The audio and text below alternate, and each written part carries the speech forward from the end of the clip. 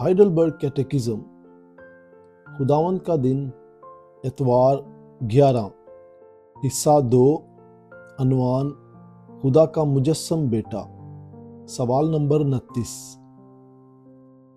خدا کے بیٹے کو یسوع، جس کا مطلب ہے نجات دہندہ، کیوں کہا جاتا ہے؟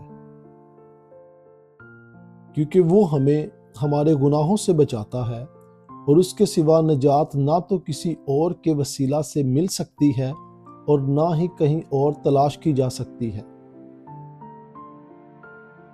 سوال نمبر 30۔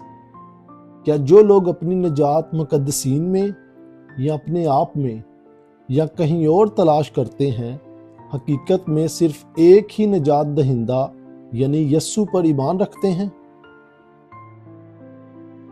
نہیں، اگرچہ وہ اپنے آپ کو فخر سے یسوع مسیح کا ماننے والا کہتے ہیں، لیکن اپنے عمل سے وہ یسوع مسیح کے واحد نجات دہندہ ہونے سے انکار کرتے ہیں۔ یا تو یسوع مسیح کامل نجات دہندہ نہیں، یا وہ لوگ جو یسوع مسیح پر سچا ایمان رکھتے ہیں اس میں وہ سب کچھ پاتے ہیں جو ان کی نجات کے لیے ضروری ہے۔